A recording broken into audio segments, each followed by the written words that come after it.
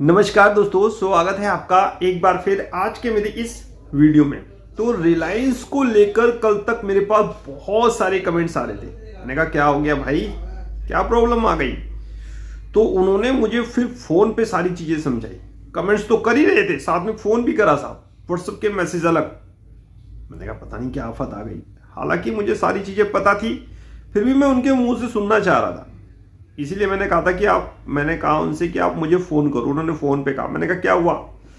कह रहे सर देखिए रिलायंस रिटेल वो अपना शेयर जो है वो बाय बैक कर रहा है, यानी कि रद्द कर रही है कंपनी। जितने लोगों के पास रिलायंस रिटेल के शेयर थे, प्रमोटर और जो सब्सिडी कंपनी उनको छोड़ के जिनके पास भी रिलायंस रिटेल के शेयर थे, कंपनी उसको रद्द कर रही है। ठीक है, मैंने कहा आपके पास है? कह रहा नहीं है सर।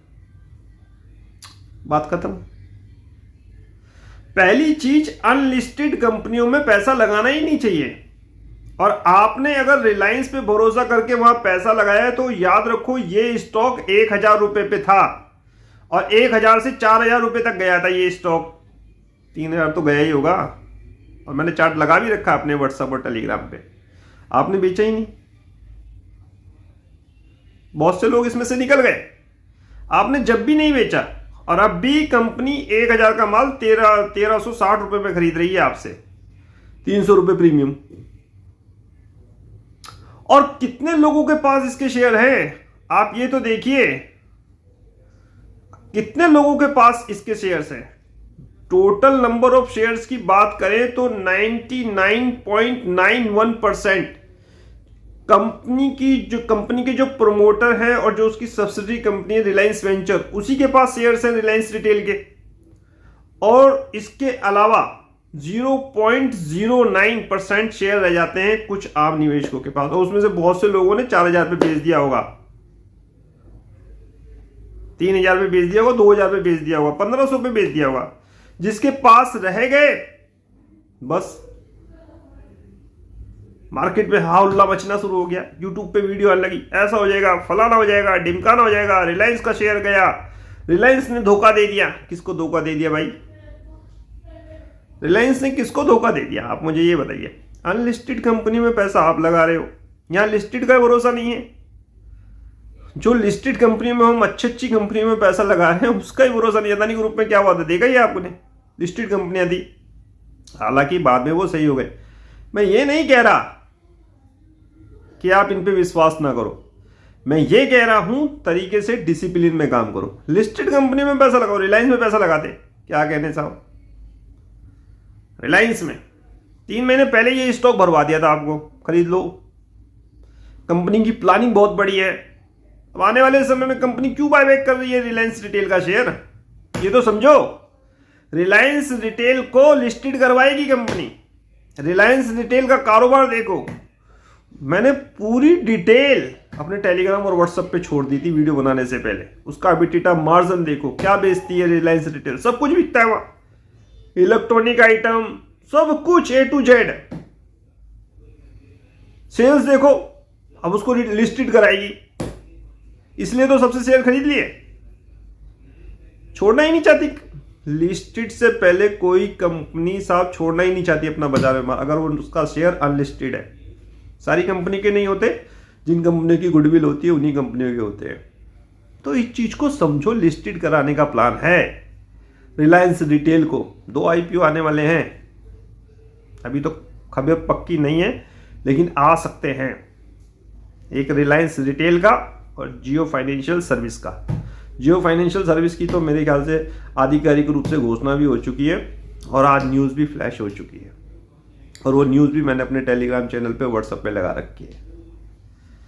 रिलायंस इंडस्ट्री के जिसके पास भी शेयर्स हैं उसको सब जियो फाइनेंशियल सर्विस का एक शेयर मिलेगा। बोलो 918 शेयर है, एक शेयर मुझे इसका जियो फाइनेंशियल सर्विस का मिल जाएगा। 918 शेयर मुझे फ्री में मिल गए, फ्री में। रिलायंस का शेयर अगर मेरे पास है, फिर लिस्टेड होगा पता नहीं कहां। अब ऐसी कंपनियां, रिलायंस जियो का शेयर अगर लिस्टेड होगा, पहली बात तो IPO में मिलना मुश्किल हो जाएगा। हमें तो ऐसे ही मिल जाएगा, जिनके पास रिलायंस के शेयर हैं उनको तो ऐसे ही मिल जाएगा। IPO में अप्लाई करोगे तो मिलना मुश्किल हो जाएगा। चलिए मिल भी गया, फिर लिस्टेड कहाँ होगा? तो सोने पे सुहागा है साहब रिलायंस इंडस्ट्री का शेयर जिसके पास है, और जिसके पास नहीं है उसको उनको खरीद वो लोग कल देखना मंडे को कैसे खरीदते हैं रिलायंस का शेयर। और रिलायंस का शेयर बाजार को गिराएगा नहीं, याद रखना, गिराएगा नहीं बढ़ाएगा, और वो भी भयानक रूप से। अनलिस्टेड रिलायंस रिटेल का जो हो रहा है अनलिस्टेड का प्लान, यानी कि रिलायंस रिटेल जो अपने शेयर्स बायबैक कर रही है, कोई प्रभाव नहीं पड़ेगा बाजार में, और खास तौर पर रिलायंस इंडस्ट्री के शेयर में। शेयर्स का परसेंटेज देखो कितने लोगों के पास उसके शेयर्स हैं, मामूली से शेयर हैं, कोई प्रभाव नहीं पड़ेगा।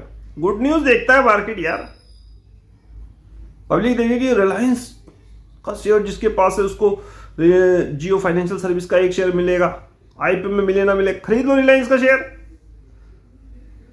हाइड्रोजन में, रिटेल में, ऑयल मार्केटिंग कंपनी है, सब कुछ तो रिलायंस में है साहब। टेक्नोलॉजी, टेलीकॉम, सब कुछ रिलायंस के अंदर है, और इसीलिए 2250 के आसपास मैंने इसको आपको बाय करवाया था। अब कोरोना काल में तो ये हमारे पास 900 1000 के आसपास होता था, 1800 पे फिर बेचा, फिर 2250 का इंतजार किया। अब ये कुछ दिन पहले 2-3 महीने पहले 2250 आया भी था मेरे ख्याल से, खरीद लिया था साहब। और वीडियो भी आप लोगों के लिए अपलोड कर दी थी, 3 वीडियो बना दी थी आप लोगों के लिए। टेलीग्राम चैनल पे, व्हाट्सएप पे आप नहीं जुड़े हो तो जुड़ जाओ, नहीं तो मेरी वीडियो ज़रूर देखा करो। बड़ी काम की होती है वीडियो, बहुत सोच समझ के बनाई जाती हैं, काफ़ी कुछ रिसर्च करके बनाई जाती हैं। फ्यूचर को देखो, भविष्य में क्या होने वाला है। बाजार हमेशा फ्यूचर को देखता है, शेयर बाजार हमेशा फ्यूचर को देखता है। फ्यूचर में क्या होगा, रिलायंस के आईपीओ आएंगे, रिलायंस रिटेल का, रिलायंस जियो का, सब कारोबार अलग अलग हो जाएगा, सारा कारोबार अलग अलग हो जाएगा। रिलायंस का, जियो का अलग, रिटेल का अलग। तो इन चीज़ों को आपको समझना चाहिए। खामा ऐसी वीडियो पर आपका निगेटिविटी नहीं लानी चाहिए, ऐसे कमेंट्स नहीं करने चाहिए जिन वीडियो का कोई औचित्य ही नहीं है। सिर्फ उनका मकसद है वीडियो बनाना, अपलोड करना, व्यूज़ बढ़ाना और पैसे कमाना। हमारा मकसद है आप लोगों की वेल्थ क्रिएट करना, आप लोगों का प्रॉफिट क्रिएट करना। ठीक है, तो इन चीज़ों को समझो, रिलायंस में बने रहो, बाजार में तेजी होगी और रिलायंस उसमें बहुत अहम भूमिका निभाएगा। फिलहाल इस वीडियो को समाप्त करने की दीजिए इजाजत। नेक्स्ट वीडियो में नए अपडेट के साथ होगी मुलाकात, तब तक इंतजार। फाइनली नमस्कार।